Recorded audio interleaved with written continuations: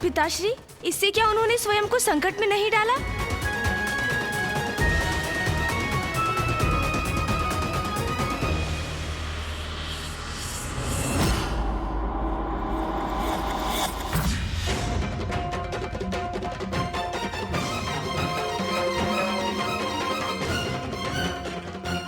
मेरा निमंत्रण स्वीकार करने के लिए आपको कोटि कोटि धन्यवाद ऋषिवर।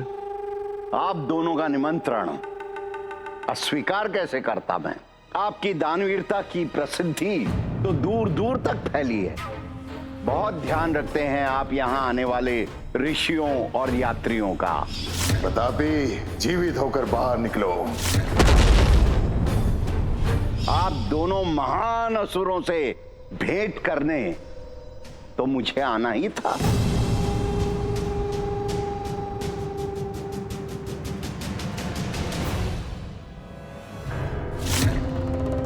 मात्र रुद्राक्ष की माला है इसके कंठ में, स्वर्ण की बाली तक नहीं है इसके कानों में। इस निर्धन ब्राह्मण से भला मुझे क्या लाभ होगा? वाह, कितनी मांसल देह है इसकी। आज तो उदर भर भोजन प्राप्त करूंगा मैं। आपने यहां आकर हमें कृतार्थ कर दिया ऋषिवर।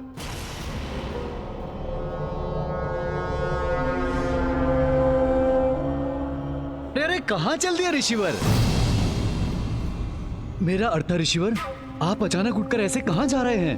अभी अभी तो आप आए ही हैं। हमारे साथ भोजन करने के बाद ही जाइएगा। नहीं नहीं नहीं, उसकी कोई आवश्यकता नहीं है। मैं तो केवल आप दोनों से भेंट करना चाहता था। जैसे आपको उचित लगे ऋषिवर। अरे ये भैया क्या कर रहे हैं? ये ऋषि तो जाने भी लगे। ऐसा भोजन कैसे जा सकता है?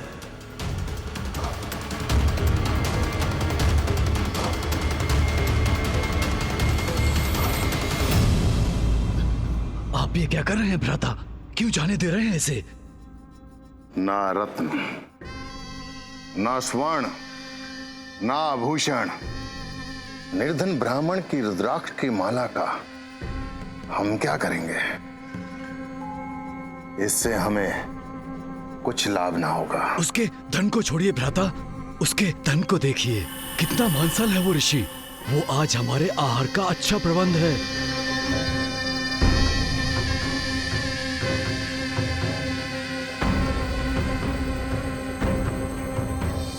उचित कह रहे भ्राता बतापी। इसका भोजन करने में तो आनंद ही आनंद आएगा। आज तुम्हारे प्रत्येक विचार का एक ही परिणाम होगा असुरों। अगस्त्य ऋषि, ये तुमने नहीं, तुम्हारे पाप कर्मों के परिणाम ने पुकारा है मुझे।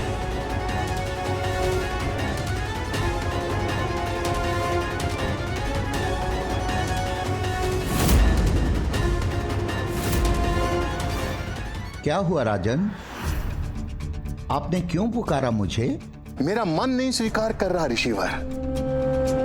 ऐसे आपको जाने दो? नहीं नहीं, हे ऋषिवर, हमें आशीर्वाद दीजिए। हमारे भोजन को प्रसाद बना दीजिए। मैं आपको खाए बिना नहीं जाने दूंगा। मेरे कहने का अर्थ है कि आपको भोजन किए बिना नहीं जाने दूंगा। ऐसा अवसर बार बार कहां आता है ऋषिवर? आप जैसे ऋषि हमारे राज्य में पधारे हैं। हम पर अपनी कृपा कीजिए। भोजन करने के बाद ही जाइएगा, अन्यथा हम स्वयं को भी क्षमा नहीं कर सकेंगे। उचित है।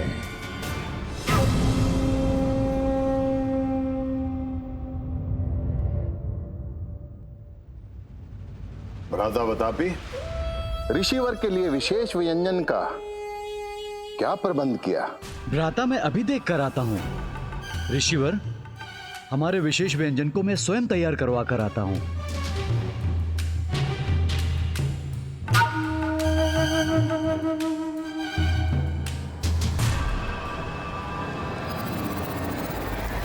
ऋषिवर, मुझे भी आज्ञा दीजिए। मैं भी आपके लिए विशेष प्रबंध करना चाहता हूँ। आपका व्यंजन श्रेष्ठतम होना चाहिए। आप मेरी चिंता ना करें, मेरे लिए इतना भोजन पर्याप्त है।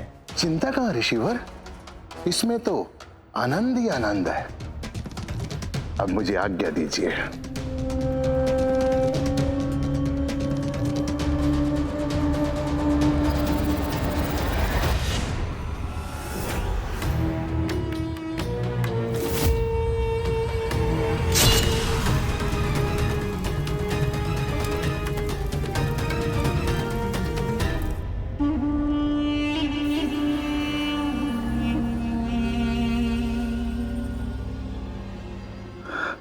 लीजिए ऋषिवर, हमारा विशेष व्यंजन ग्रहण करके हमें कृतार्थ कीजिए। आप आनंदित होंगे तो हम आनंदित होंगे।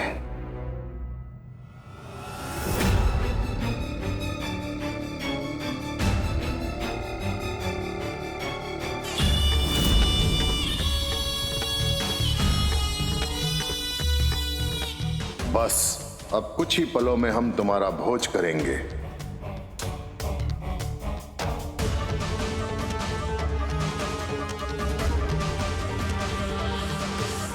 मूर्ख ऋषि, अब समय आ गया है मेरे भ्राता के बाहर आने का। तत्पश्चात फिर तुम हमारा भोजन बनोगे।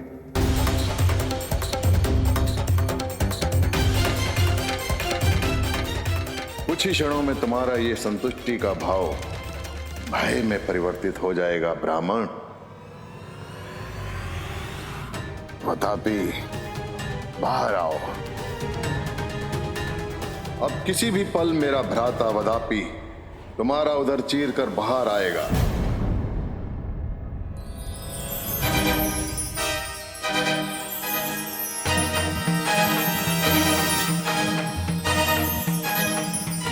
जीर्णम जीर्णम जीर्णम वातापी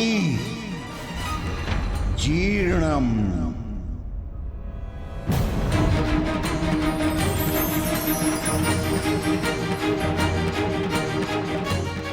ये ऋषि कर क्या रहा है? वतापी, बाहर आओ। जीर्णम वातापी जीर्णम। भैया बचाइए मुझे, मेरे प्राण संकट में है भैया, बचाइए भैया, बचाइए मुझे। वतापी, बाहर आओ। वतापी, बाहर आओ। जीर्णम वातापी जीर्णम।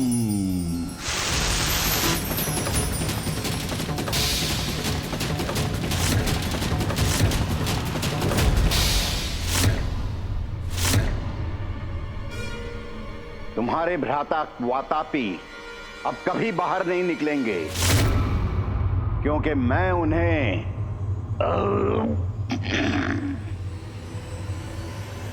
बचा चुका हूं।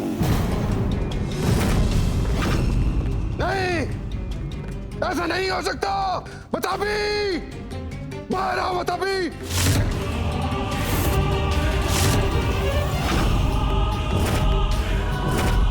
कपटी ऋषि, तुमने मेरे भ्राता का वध करने का दुस्साहस किया है। मैं भी तुम्हारा वध इसी क्षण करूंगा। एक असुर राजा का भी धर्म है कि वो अपनी प्रजा और अपने राज्य से निकलने वाले यात्रियों को सुरक्षा प्रदान करे, किंतु तुमने अतिथियों का सत्कार, उनका वध करके उनका धन हड़प लिया।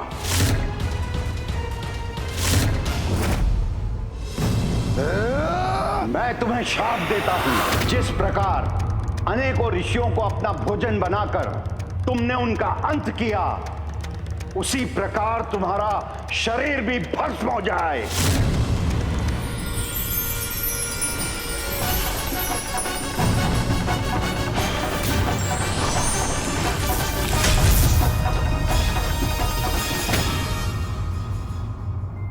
ऋषि अगस्त्य ने कितनी सरलता से उन दोनों असुर भ्राताओं के आतंक को नष्ट कर दिया। जानते हो गणेश, भोजन के उपरांत अपने उदर पर हाथ फेरने की परंपरा का आरंभ इसी घटना के बाद हुआ। हाँ पिताश्री, मुझे भी माँ ने इस मंत्र के बारे में बताया था, जीर्णम जीर्णम। तभी तो मैं पूरी असुर सेना को पचा पाया था। हाँ पिताश्री, भोजन के बाद तो मैं भी अपने उदर पर हाथ फेरता हूँ और मुझे आभास भी होता है। जीर्णम जीर्णम, असुर सेना जीर्णम।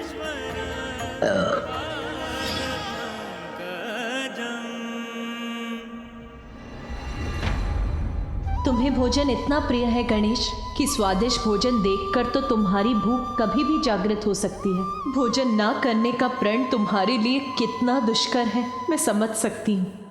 पिताश्री, ऋषि अगस्त्य के जीवन का प्रत्येक प्रसंग अत्यंत रोचक है। हमें बताइए ना पिताश्री, फिर क्या हुआ? इलवर और वातापी के अंत के बाद ऋषि अगस्त्य और देवी लोपामुद्रा सदा के लिए दक्षिण में ही स्थित हो गए। देवी लोपामुद्रा पतिव्रता और धर्मपरायण स्त्री थी और सदैव ऋषि अगस्त्य की सेवा और उनके अनुष्ठान में सहायता करने में व्यस्त रहती थी। उनके इसी निस्वार्थ प्रेम और समर्पण के भाव से ऋषि अगस्त्य के मन में भी पत्नी के प्रति स्नेहपूर्ण जुड़ाव और आसक्ति उत्पन्न हुए। ऐसा जुड़ाव जो पति पत्नी के संबंध में सदैव स्थापित हो ही जाता है।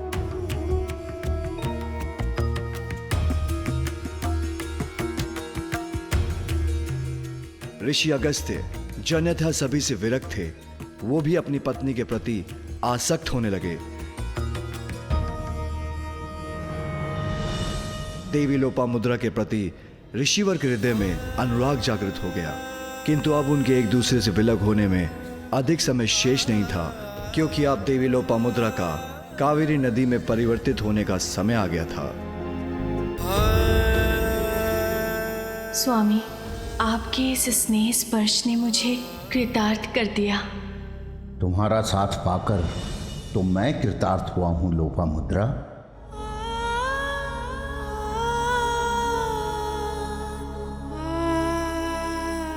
अब वो समय अधिक दूर नहीं जब हमें एक दूसरे से दूर होने के लिए विवश होना होगा। स्वामी,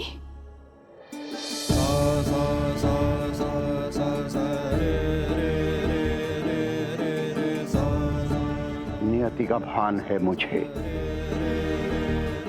वो समय निकट है जब तुम्हें नदी में परिवर्तित होकर मुझसे दूर जाना होगा।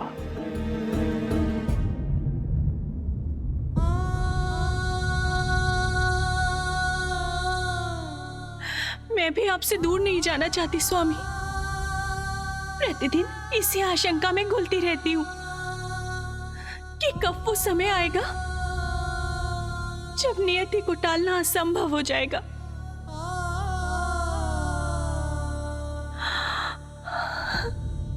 अपनी आशंकाओं से मुक्ति पाओ।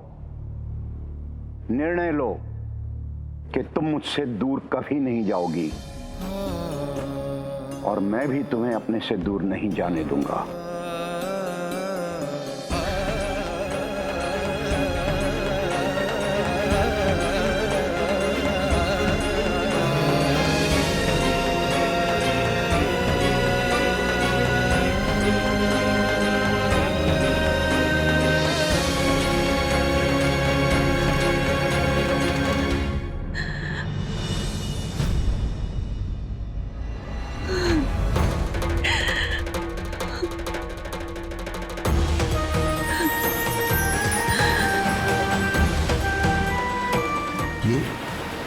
ये क्या हो रहा है? स्वामी, स्वामी रोक लीजिए मुझे। मैं जा रही हूँ स्वामी। स्वामी, मैं जा रही हूँ। नहीं नहीं प्रिय, नहीं प्रिय। स्वामी मुझे रोक लीजिए। स्वामी मैं विवश हूँ, जा रही हूँ मैं।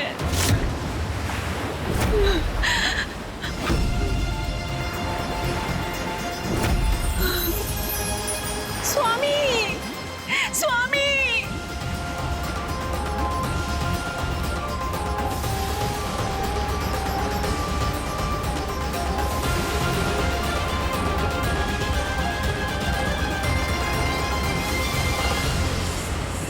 पिताश्री, माता जब नदी बन गई तो वो बही क्यों नहीं?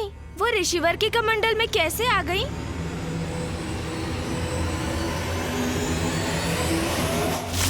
तुम नदी का प्रवाह नहीं बनोगी। यदि मेरा अनुष्ठान, मेरा तप सत्य है, यदि महादेव के प्रति मेरी आस्था सत्य है, तो तुम प्रवाहित नहीं होगी। मैं आदेश देता हूं, रोक दो अपना प्रवाह, रोक दो अपना प्रवाह, रोक दो अपना प्रवाह।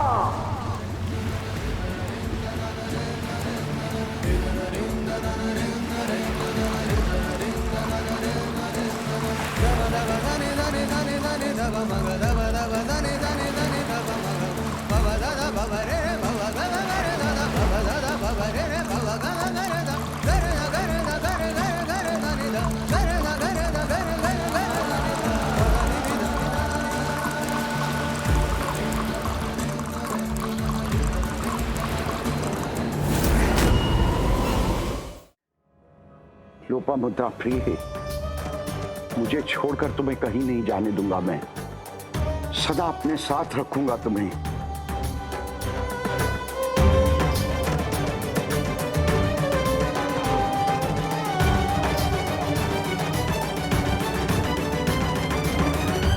उसके पश्चात जब ऋषि अगस्त्य ध्यान मग्न हुए तो उससे बाहर नहीं आए और लोपामुद्रा कावेरी नदी के रूप में उनके कमंडल से बाहर नहीं आ सकी। और किसी में इतना साहस नहीं जो जाकर ऋषिवर का ध्यान भंग करे और उनसे लोपामुद्रा को नदी के रूप में प्रवाहित होने के लिए मुक्त करने का अनुरोध करे। गुरु अपने शिष्यों का आग्रह नहीं टाल सकते। कदाचित भैया को ऋषिवर के पास जाना चाहिए। वो मेरे गुरु हैं गणेश, मैं उनका ध्यान भंग करने का दुस्साहस नहीं कर सकता।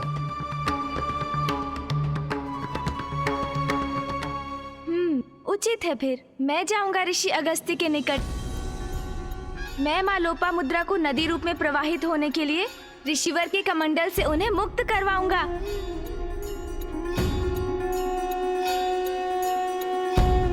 मुझे आज्ञा दीजिए पिताश्री कि मैं ऋषि अगस्त्य के पास जाकर उनके कमंडल से माँ लोपामुद्रा को नदी रूप में प्रवाहित करने का प्रयास करूं।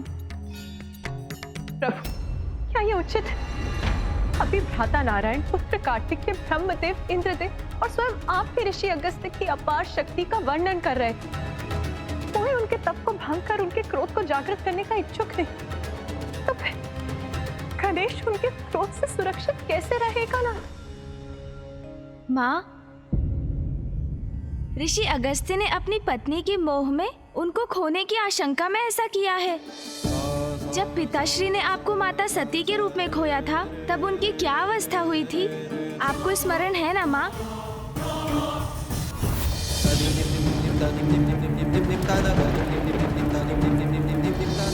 इसलिए माँ, ऋषि अगस्त्य का मोह भंग करने के लिए उन्हें मात्र एक संकेत देने की आवश्यकता है कि उनके इस निर्णय से दक्षिण में आपदा की स्थिति उत्पन्न हो गई है। ऋषिवर से अधिक ये कौन समझ सकता है कि व्यक्तिगत स्वार्थ जन कल्याण से ऊपर नहीं। किंतु पुत्र, उनका क्रोध, कहीं उससे तुम्हें कोई हानि ना पहुंचे। माँ, आप निश्चिंत रहिए, मैं उनके क्रोध को जागृत नहीं करूँगा। मात्र इतना आभास कराऊंगा उन्हें कि माँ लोपामुद्रा का उनके कमंडल से मुक्त होना आवश्यक है। स्मरण कराऊंगा उन्हें कि कावेरी नदी बनकर दक्षिण की भूमि को तृप्त करना ही माता की नियति, उनके जीवन का उद्देश्य है।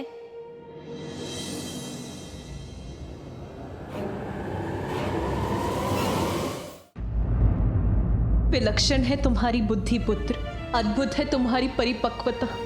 तुम अवश्य सफल होगे। किंतु पुत्र, माँ हूं मैं, 2 पुत्रों की माँ, इसीलिए मेरा विचलित होना तो स्वाभाविक है। किंतु तुम निसंकोच जाओ पुत्र, तुम्हें तुम्हारे उद्देश्य में सफलता अवश्य प्राप्त हो।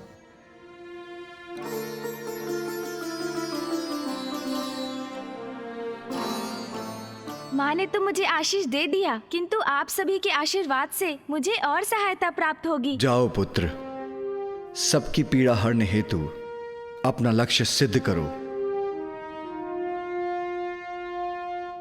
गणेश, दक्षिण के सभी जीवों के जीवन का विघ्न हरो, मेरा आशीष सदैव तुम्हारे साथ है। गणेश, मुझे ज्ञात है तुम अपने उद्देश्य की प्राप्ति के लिए कुछ भी अनुचित कदापि नहीं करोगे, किंतु ऋषिवर के क्रोध के प्रति सावधान रहना होगा तुम्हें।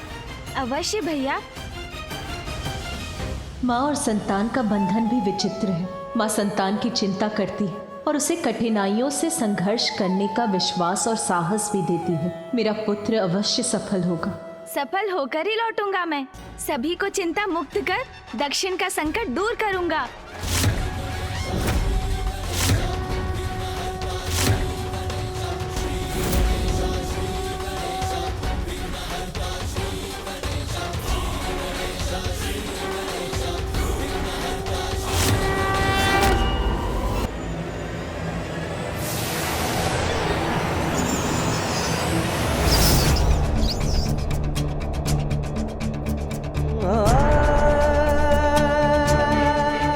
प्रतीत होता है हम दक्षिण की ओर पहुंच चुके हैं। मूषक जी, अब तो हम ऋषि अगस्त्य के तप स्थल के निकट ही होंगे ना?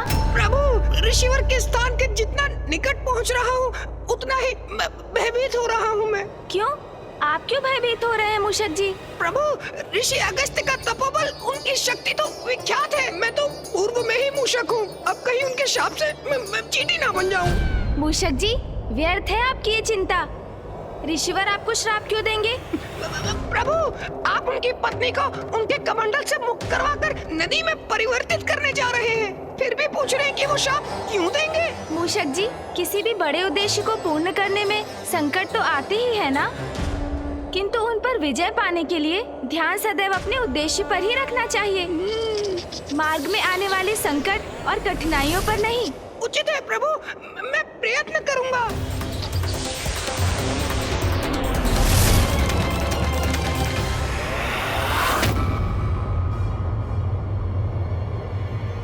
वो देखिए मूषक जी, वो रहे ऋषि अगस्त्य।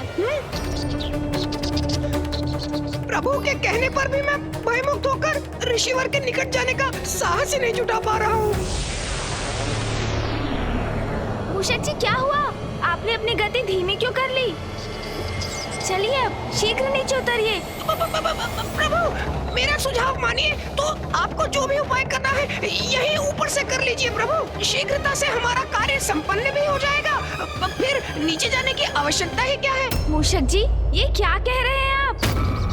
क्या ये विचार है आपका कि मैं ऋषिवर का कमंडल उठाकर यहाँ से ओझल होकर ये कार्य संपन्न करूँगा? उत्तम, अति उत्तम योजना है प्रभु। आप ना ऋषिवर का कमंडल उठा लीजिए, अपने हाथ में लेते ही उसे पलट दीजिएगा। हो गया कार्य पूर्ण, और इस प्रकार अति शीघ्र हमारे उद्देश्य की पूर्ति होगी। और जब तक ऋषि अगस्त्य के नेत्र खुलेंगे हम यहाँ से जा चुके होंगे प्रभु। मूषक जी, हम यहाँ चौर्य कर्म करने नहीं आए हैं। हम सर्वप्रथम ऋषि अगस्त्य को उनके तप से बाहर निकालेंगे, समझाने का प्रयास करेंगे उन्हें, और उसके लिए तो आपको सर्वप्रथम नीचे उतरना होगा। जी प्रभु।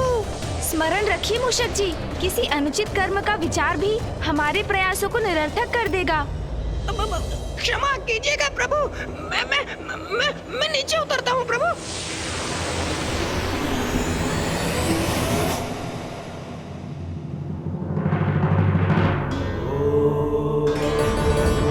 इतने दिव्य महान व्यक्तित्व वाले ऋषिवर अगस्त्य के दर्शन पाकर मैं धन्य हुआ आज।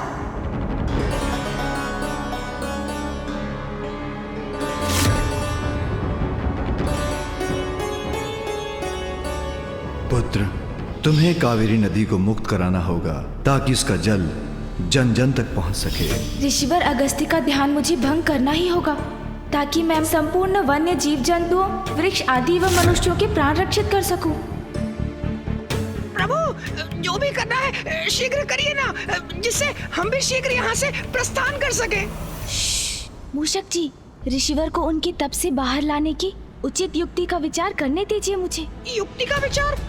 अर्थात प्रभु, अभी तक कोई युक्ति, कोई योजना नहीं है आपकी? मूषक जी, बड़ी सूक्ष्मता से योजना पर विचार करने की आवश्यकता है, जो मैं करने का प्रयास कर रहा हूँ, और आप बार बार कुछ कहकर जिसमें बाधा डाल रहे हैं। यदि आपके पास कोई उत्तम योजना है तो आप क्यों नहीं बता देते मुझे, और यदि नहीं है तो मुझे शांति से विचार करने दीजिए। जी प्रभु। ऋषिवर का ध्यान कैसे भंग होगा? व्यवधान से प्रभु। व्यवधान से अर्थात? हाँ प्रभु, तीव्र वायु प्रवाह से आंधी उत्पन्न करिए आप। आंधी।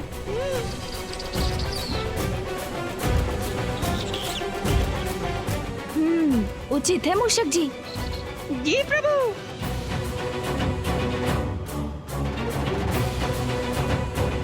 क्षमा कीजिएगा ऋषिवर, किंतु मैं विवश हूँ। मुझे इस क्षेत्र के उद्धार के लिए ये आंधी उत्पन्न करनी पड़ रही है।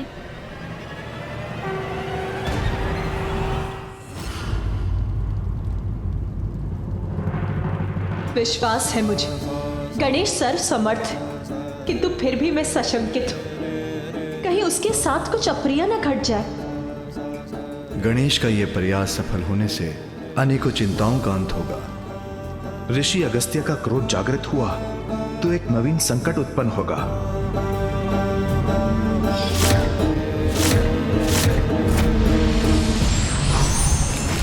कैसी विकट परिस्थिति है ये। किसकी अधिक चिंता करूं मैं, इस बवंडर के टकराव से ऋषि अगस्त्य के ध्यान भंग होने की, अथवा बवंडर द्वारा इस कमंडल के गिरकर उल्टा हो जाने की। दोनों ही अवस्थाओं में गुरुदेव, ऋषि अगस्त्य कहीं क्रोध में आकर गणेश को कोई श्राप न दे बैठे। तपोबल के धनी ऋषि अगस्त्य ने यदि श्राप दिया तो वह अकाट्य होगा।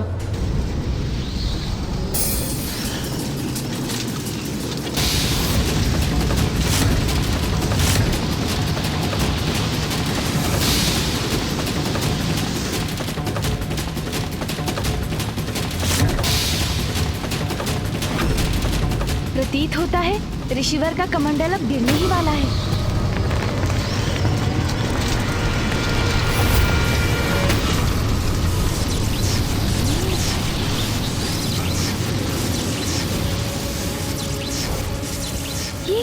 ये क्या हुआ? ऋषिवर के चारों ओर स्वर्णिम सुरक्षा का घेरा कैसे उत्पन्न हो गया? ज्ञात करता हूँ।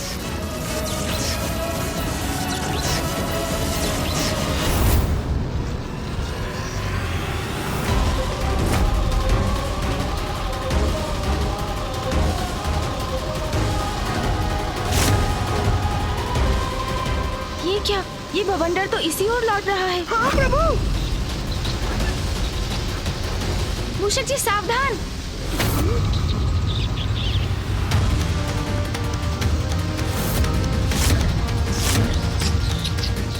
इससे रक्षित होना होगा।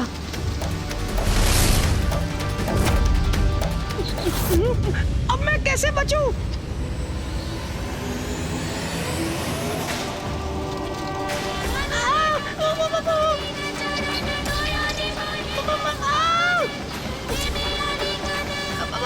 प्रभु, कुछ कीजिए प्रभु, रोकिए इस बवंडर को।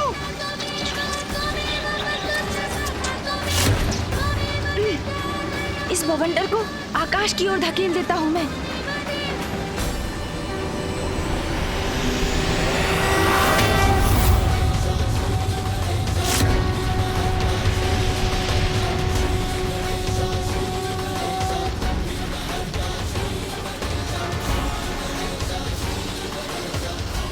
हम रक्षित हो गए प्रभु। मूषक जी, अब हम सुरक्षित हैं। अब ये वायु प्रवाह तो शांत हुआ, किंतु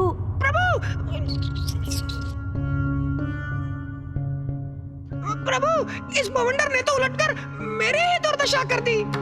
हाँ मूषक जी, हमारा ये उपाय तो व्यर्थ हुआ। अब कुछ और सोचना होगा। और सोचना होगा? आप सोचिए प्रभु, मैं तो तनिक विश्राम कर लेता हूँ। इन टहनियों के प्रहार भी विद्युत के प्रहार समान प्रतीत हो रहे थे मुझे। विद्युत सुना ना आपने प्रभु? विद्युत।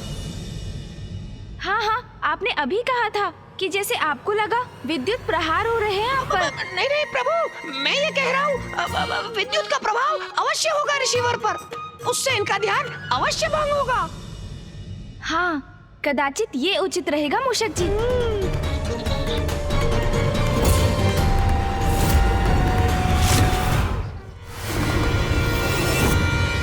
ये गणेश ने ये क्या कर दिया? विद्युत के प्रहार से ऋषि अगस्त्य अवश्य क्रोधित हो जाएंगे। पुत्र गणेश, हमारी चिंता मुझे व्याकुल कर रही है।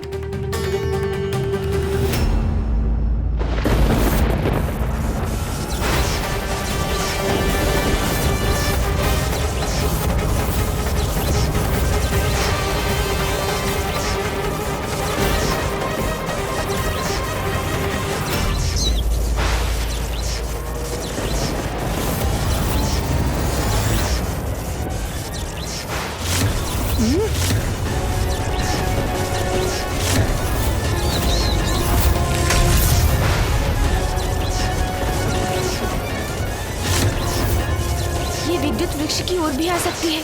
मुझे इस वृक्ष से दूर हट जाना चाहिए। ये कैसे संभव है? ये विद्युत तो मेरी ओर ही आ रही है। प्रभु!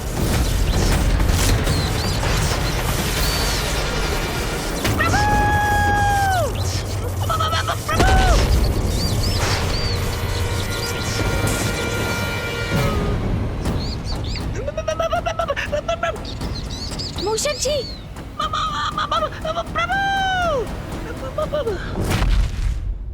आप कुशल तो है ना मूषक जी? वृक्ष के ऊपर क्यों चढ़ गए थे आप? वृक्ष विद्युत को अपनी ओर आकर्षित करता है, ये तो आपको भी ज्ञात होगा ना मूषक जी? हाँ प्रभु।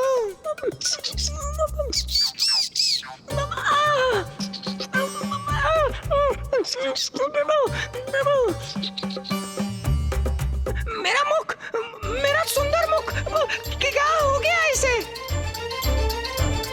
देखिए प्रभु, मेरी सुंदर मुख पर कैसी कालीमा छा गई है। मेरी सुंदरता विलीन हो गई। नहीं मूषक जी, आप तो पूर्व के समान ही दिखाई दे रहे हैं। आपको तो कुछ भी नहीं हुआ।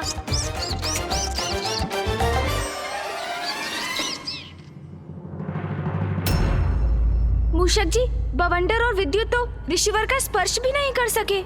इनसे भिन्न कुछ और उपाय करना होगा मुझे।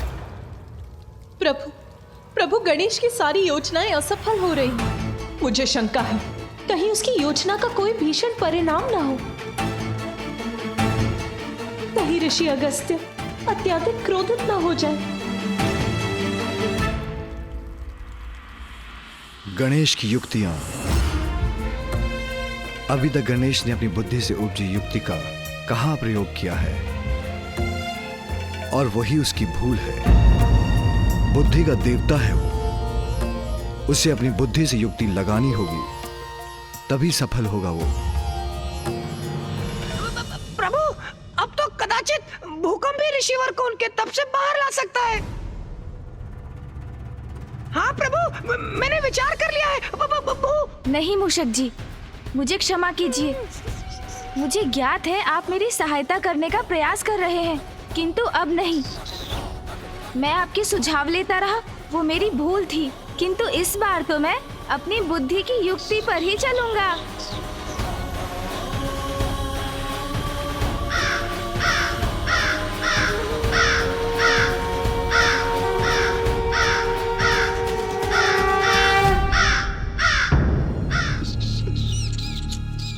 काग? प्रभु! मूषक जी,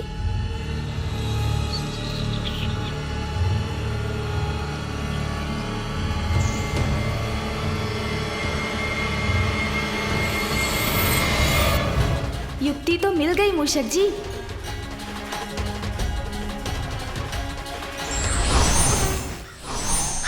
प्रभु! प्रभु! कहाँ उड़े जा रहे हैं आप?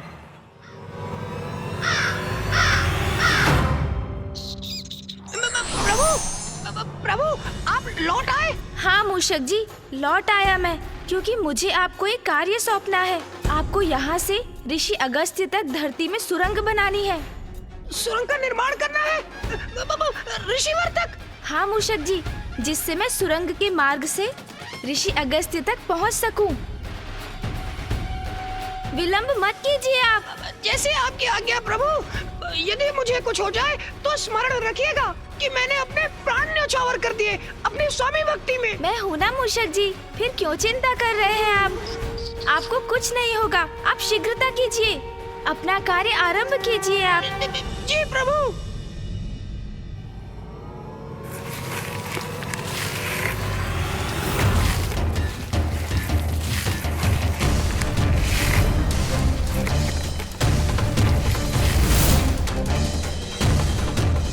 मूषक जी, सुरंग का कार्य पूर्ण हो गया? प्रभु सुरंग तो तैयार है, किंतु प्रभु ने तो मेरी बात ही नहीं सुनी। मैंने सुरंग तो बना दी, लेकिन ऋषि अगस्त के भय से सुरंग के दूसरी ओर बाहर निकलने का छिद्र ही नहीं बना पाया। ये क्या? मूषक जी ने तो कार्य अधूरा ही छोड़ दिया। सुरंग से बाहर निकलने के लिए छिद्र मुझे ही बनाना होगा।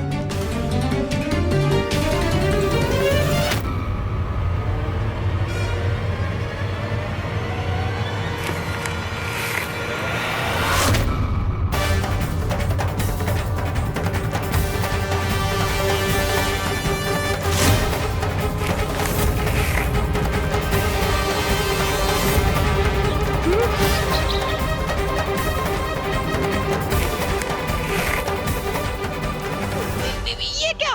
प्रभु तो कमंडल को गिराने वाले हैं।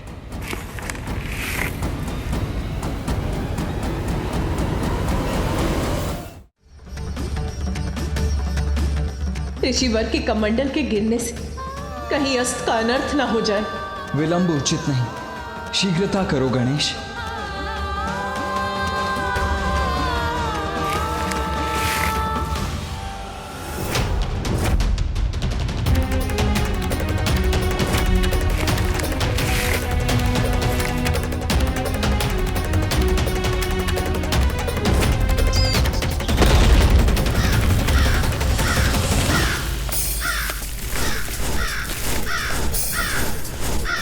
कमंडल तो पुनः स्थित हो गया।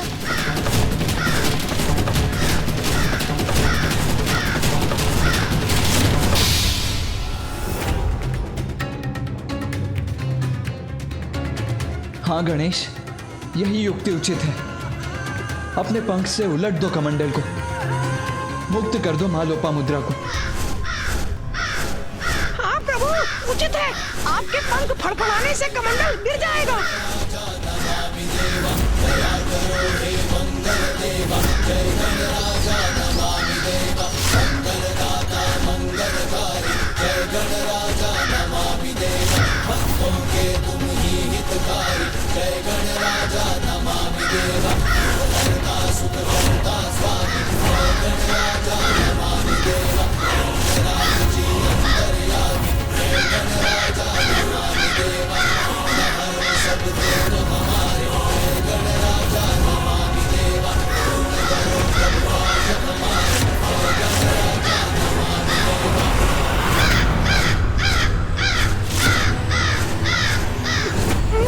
ऋषिवर का ध्यान भंग हो